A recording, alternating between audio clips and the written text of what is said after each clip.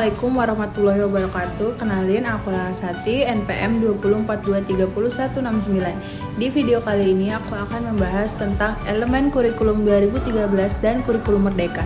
Saya akan memaparkan elemen-elemen kurikulum 2013 dan kurikulum merdeka. Fokus pembahasannya yaitu standar kompetensi kelulusan atau SKL, standar isi, zonasi, dan domisili. Standar kompetensi lulusan SKL kurikulum 2013 dan kurikulum merdeka atau KURMA. Masuk ke pengertiannya, standar kompetensi lulusan atau SKL adalah kriteria minimum yang menunjukkan kesatuan kompetensi sikap, keterampilan, dan pengetahuan peserta didik setelah menyelesaikan pendidikan pada satuan-satuan pendidikan tertentu. Di sini terdapat standar kompetensi lulusan atau SKL dari kedua kurikulum, yaitu kurikulum 2013 dan kurikulum merdeka. Yang pertama, standar kompetensi lulusan SKL kurikulum 2013 terdiri dari 3 dimensi, yaitu sikap, pengetahuan, dan keterampilan. Yang kedua, standar kompetensi lulusan SKL kurikulum merdeka menekankan pada aspek kognitif, afektif, dan psikomotorik. Selanjutnya, standar isi kurikulum 2013. Standar isi kurikulum 2013 adalah kriteria yang mengatur ruang lingkup, materi, dan kompetensi yang harus dicapai peserta didik. Standar ini merupakan bagian penting dari KTSP atau Kurikulum Tingkat Satuan Pendidikan. Materi ajar ditentukan oleh pemerintah berbasis kompetensi.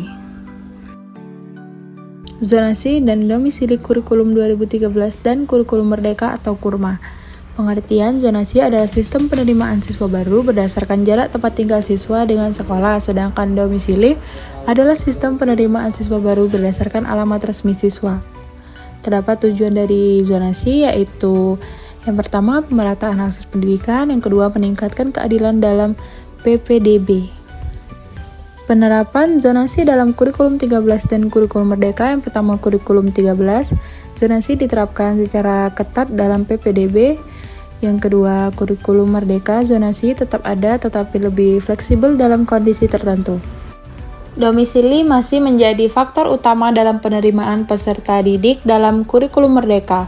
Meskipun sistem zonasi tetap ada, pendekatan yang lebih fleksibel memungkinkan siswa memiliki lebih banyak pilihan sekolah.